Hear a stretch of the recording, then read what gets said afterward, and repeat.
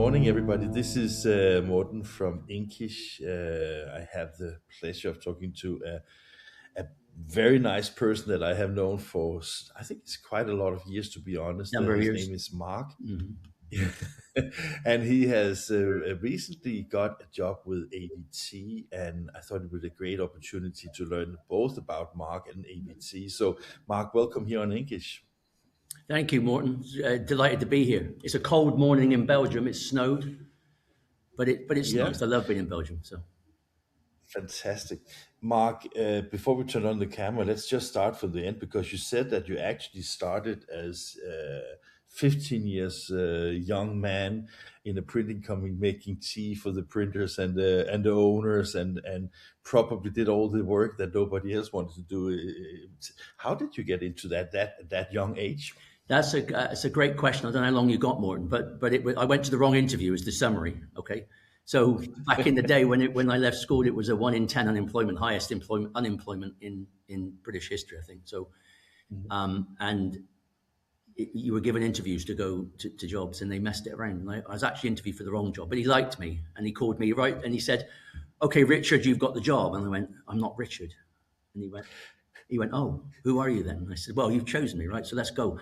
And it was pretty much like, and it was a lackey on the floor, so it was mixing ink, making plates, making tea, doing all those beautiful things. But yeah, and I loved the smell of the place. Just fell in love with print. The mix up of names, is that how you have got your career running all the time, or? Probably. You're letting all the cats out the bag now, Morton. Keep them in there. No, but I guess that one of the things we also spoke about is that you get kind of the, let's say, the inks in your veins, and you get so associated to the printing industry that also from a career perspective, and I think you're living evidence that if you work in different companies, you can actually bring a little bit forward both to yourself but also to the companies that you work with. So as I mean, is your career something that you laid down long time ago and then said, okay, I go here, I go No, here, I go no, here, I'm not. or Yeah, no. how do you see yourself in that perspective? I think it's very hard to do that. I mean, I admire people who can do that, who sit down there and go, "This is my path," and you go, "Well, good for you." Not really. I mean, I kind of found a love of print and I love the technicality of it, and it's an extremely difficult industry. I mean, I sit on and have over the past year sat on many independent boards of directors of different things, and it's amazing when you talk to people in engineering when they say they make something they make, and it doesn't change really from Monday to Friday. It doesn't change, and you say, well, actually, print changes on a minute by minute basis, and you're trying to create something that somebody's asked for, which is on a screen, and it's not in reality, and it's a design, and you haven't seen it, and you have to print it to their expectation, and all of those variables in between. Print's a pretty skillful industry, and it's got many different avenues of real technical excellence, so there's parts of that. And you talk about reinventing, in your career. I think there's so many avenues you can go down, and this is just one example. I've joined AVT from Scodix, and they are in some ways polar opposites. Scodix is creating a market. This is taking that market and making it more efficient and making it more repeatable, so there's lots of things in print that you can extend your career by, I think. When I spoke to you when you were working for Scodix some years ago, we spoke about a little bit how to, I mean, who do you market a product like Scodix to? Do you market it to the printers that are utilizing the technology, or are you marketed to the people that are going to take advantage of the technology, like the brand owners and like that? And I like that approach. It is similar when I was a marketing manager for Roland Scandinavia. We marketed to the musicians so they could go into the retail stores Yeah. to buy the instrument, Yeah. right? I guess that when you have an approach where you talk to the end users, it's much easier with a product like Scodix than, for example, with AVT, because AVT is. I remember actually I was at a press conference with AVT at some label expo some years ago, and I can't remember who it was in the in the press corps, but he actually ended up shouting, "Oh, printers, they really hate you guys that do all these inspection systems." And I was just like, "Whoa, what is going on here?" And he said, "You are giving tools to people that can't see the difference between blue and red." and then you're giving them tools to measure so they can come and complain about the print afterwards. And I couldn't help thinking that today we have like 4K cameras, we have enormous speed, and we have enormous like control on things where and AVT is absolutely one of the leading companies in this one. But is there also a little bit truth to the fact that we measure things that the naked eye can't see? It's a difficult one to answer. I think, look, for anybody that argues from a defensive position, you've got to look at that and think, you know what, perhaps that's not the right way to think of their customer. Right? So I think if you've got an open book, I think you're far better off. And if you're more in control of that, then there's nothing really to defend. I don't know about the naked eye. I mean, you can set sensitivities obviously on all equipment to do whatever you need to do, but any print company that prefers not to look at the print they're printing, because pretty much that's what that guy was saying, right? Well, good luck with that, because you're not really treating the customer in perhaps the right way. It's like if you build an aircraft and you decide to just change the bolts on the front because it doesn't really matter that much. Nobody's going to notice. Well, guess what's going to happen? I think I think there's many different areas of sensitivities, but brands do they ask a lot. And I don't think it's necessarily about the brand coming back and saying, well, I want money off mine because this was whatever. It's best not to give them the print to give them the reason to do it, right? So effectively, there's two ways to look at it. One, you're keeping your customer satisfied, which is one. The second one is, why get into the argument in the first place? Just do the job right? And just be able to remove waste that's got artifacts in it, for example, on the rewinder.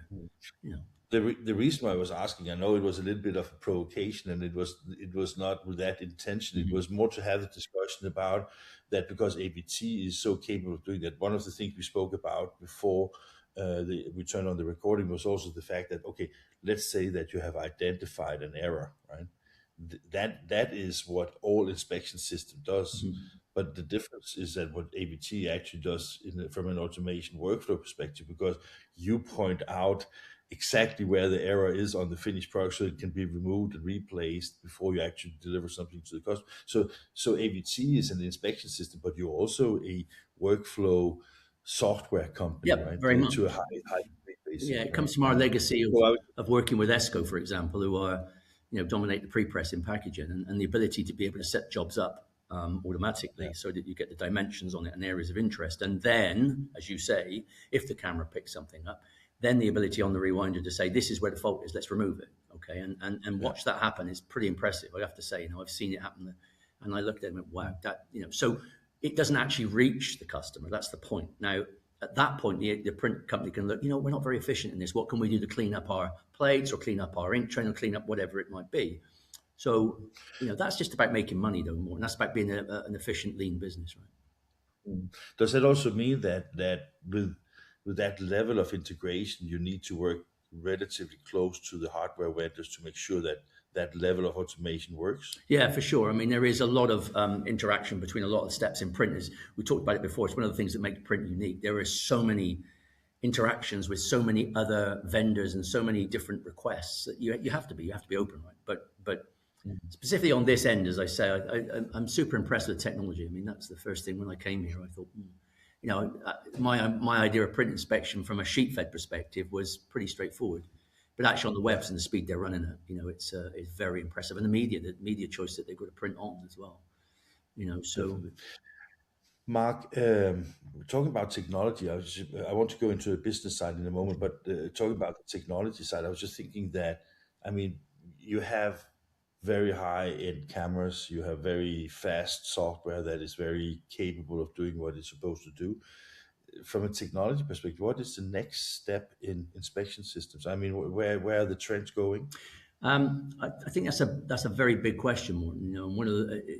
One of my sort of roles here is to sit down with some of the big groups and say, where do they want it to go? There's lots of independent, there's lots of ways to look at that and how companies want to be unique, from, let's say, people like Tetra Pak through to Amcor. They have different needs. They have different requests. So is it more like customized solutions in the future that would be required? Yeah, I think it's, if you don't listen to your customers, Morten, then you're gonna age and die pretty quickly, right? So I think part of my role is that. In terms of the overall general, where is print inspection going, I think it's just going to get faster and it's going to get smarter, right, in terms of what it does.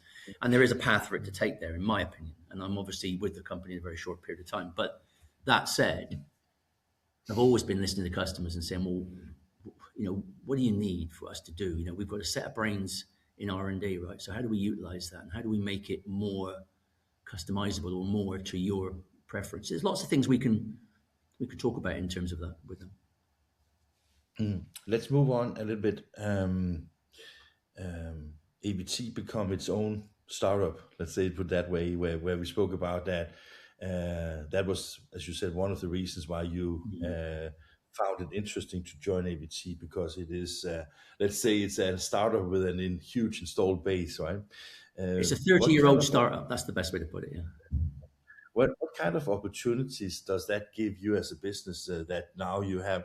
I mean, because if you look at the Danaher and the ESCO and Focus, Kongsberg, AVT family, it's always been like, I think there was a great logic to why it was invented under this Danaher kind of umbrella.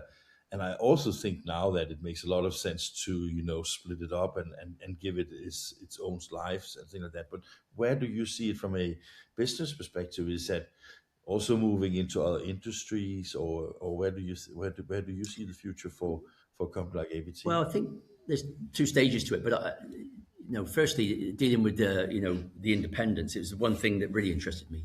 It's something where, so Roy Porat is the CEO and part owner of this business as well, along with a financial institution. But Roy worked with AVT prior to where he is now, whilst it was part of the ESCO and Danaher umbrella group. And then obviously successfully bought it out of that. And the reasons for it were quite clear, which is it's hard to develop and be as nimble and and be responsive as you are when you're in a large group. It's quite difficult, and especially when you're, let's say, the smaller end of something. So ESCO is a massive software company, and then this is a hardware company, a little bit of software. So it's hard to develop. So Roy's vision would be to clearly, be able to put every dollar to the right place and be able to develop things and be able to be nimble and agile. And I think, and be able to be making independent decisions. That's the key. One of the first things he did was he took the spare parts prices right down.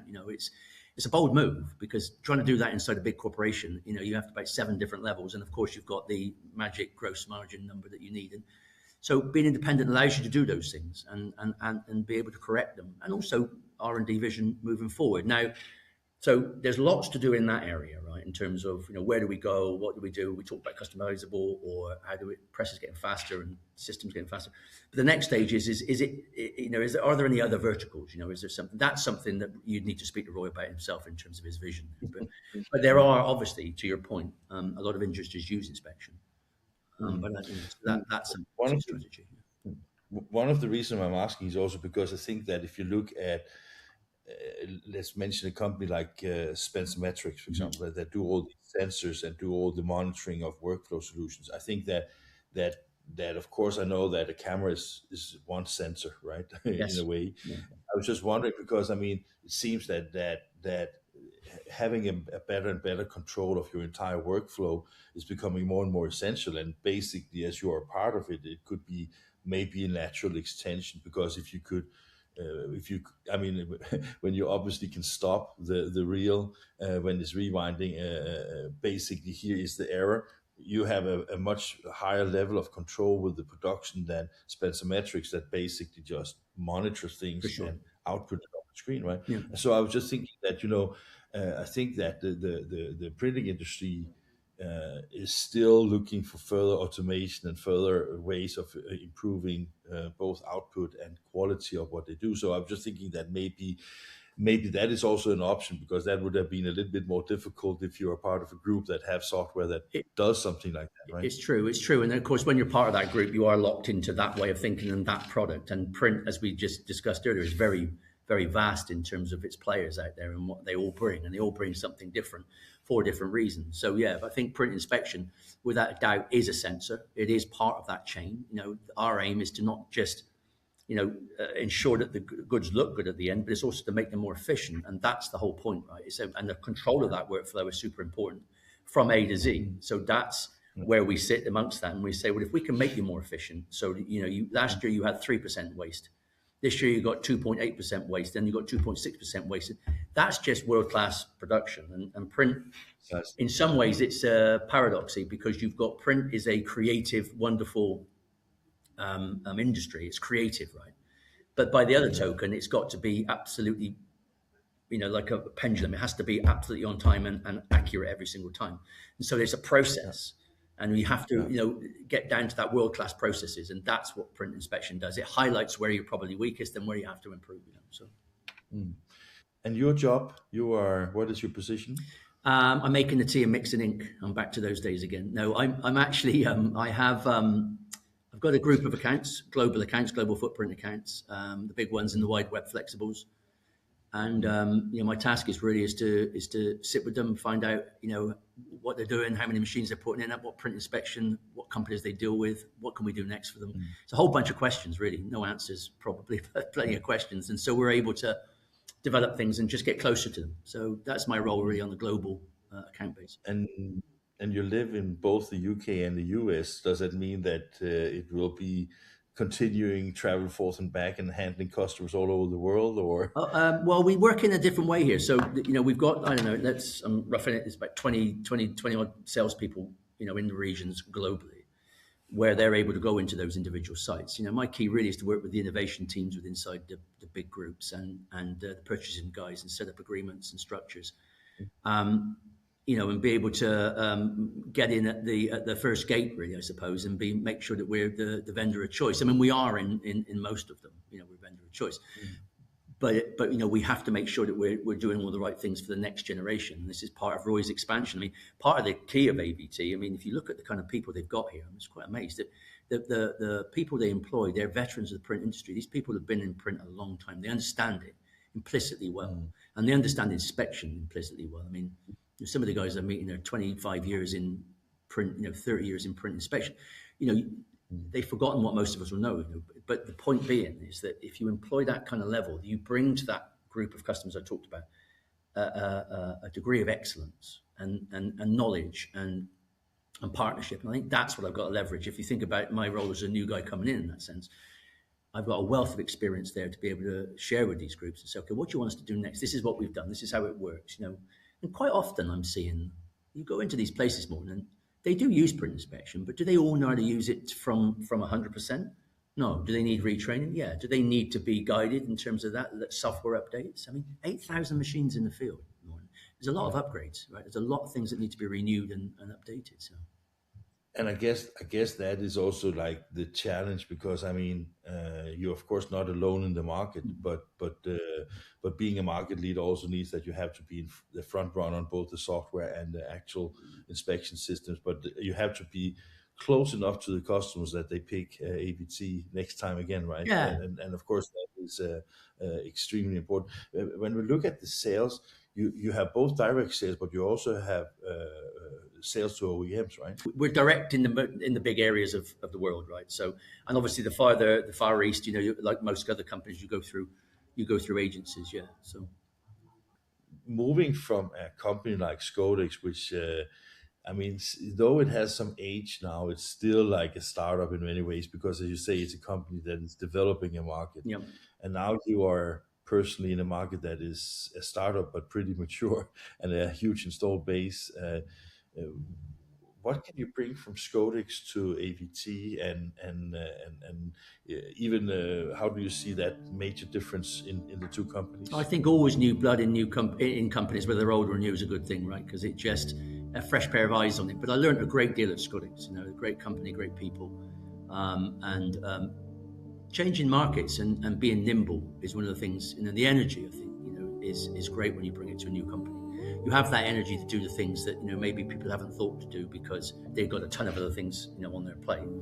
And it is like a startup company, even though it's 30 years old. Being with Roy again and being able to say, right, okay, what are we doing with this business? Where's it going? It feels like a startup, and that's what interested me the most, because I do love startups. But I think there's a lot that you learn through your whole career, not just with companies like Scodex. I mean, I worked for KBA for 10 years, for example, on sheet fed presses, and I learned a massive amount from that. And before that, I worked with Cytex, and different companies, So Cytix was an amazing sort of business, that whole thing, innovation again. And KBA was less about the innovation, more about the predictability and the engineering. And Scotix is all about innovation, and this is now a combination of the two, really. When I look at it, it's kind of bringing that culmination to it, and hopefully I can bring plenty of value. I'm sure you can, and I appreciate that you shared a little bit with me and our audience. So all the best in your new position, relatively new position, and I'm sure you will make a good difference within AVT. So hearty congratulations, Mark, and all the best. Morten, it's always a pleasure talking to you, buddy. I haven't spoken to you for a little while, but always a pleasure. And I'm sure we'll meet somewhere in the world, and hopefully very soon. So I appreciate your time, and good luck, and we'll catch up very soon, buddy.